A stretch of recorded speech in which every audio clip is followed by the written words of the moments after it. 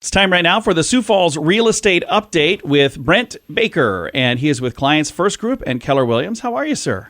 I'm fantastic. Well, we're excited to have you in the studio today. We're going to chat about all kinds of fun stuff, but you handed me some information here, and there's a lot of information. So I don't know if we're going to get through all of this today, but we'll get through it. If we don't get through it today, it'll be over the next couple of weeks. But talking about trends in multi-generational living, and this is something that we see more and more of that now, don't we? Where there's not just one layer of a family, but it's them and their kids, or them and their parents.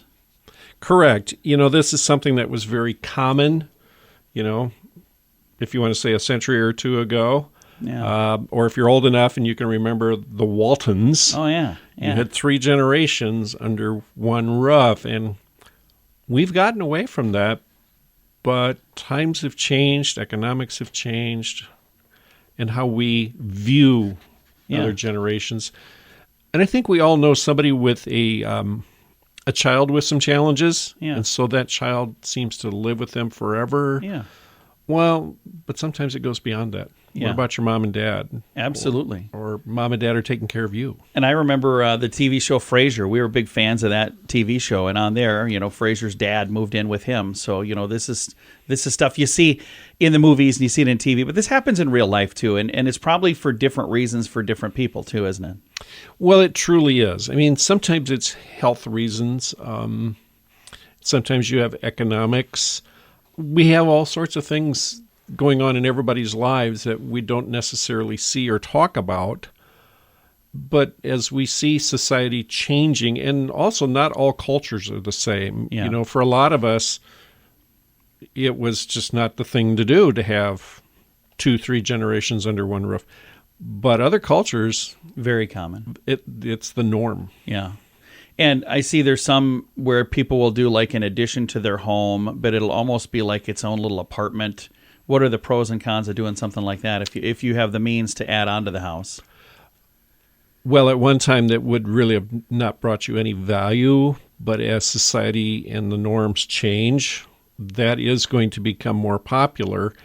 And sometimes we see that. We see people wanting to move to our area from other states and wanting to be closer to kids or whatever. And maybe they're still snowbirds. Yeah. But they need a place for the summer. Yeah. So there's different reasons that make that actually more beneficial and very appealing. I anticipate that there's going to be more demand for that over time.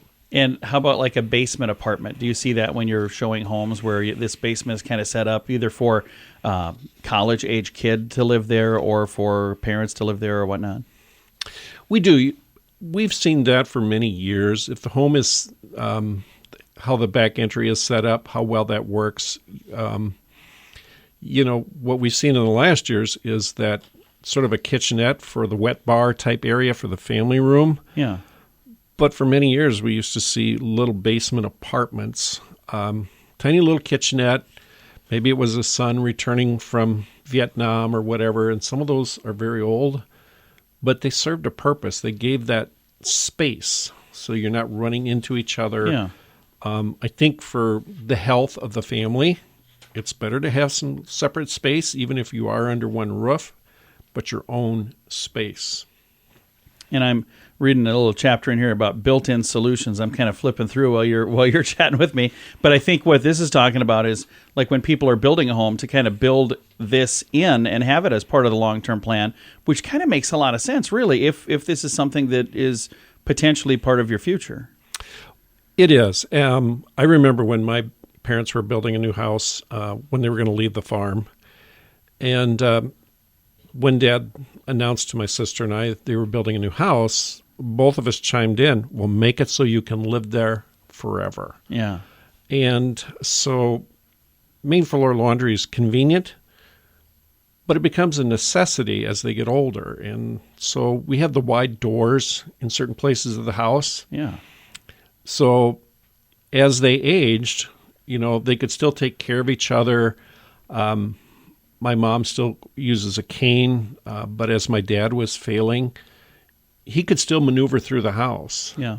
And so the spaces are open, the doors are wide. There really wasn't a need for them to move.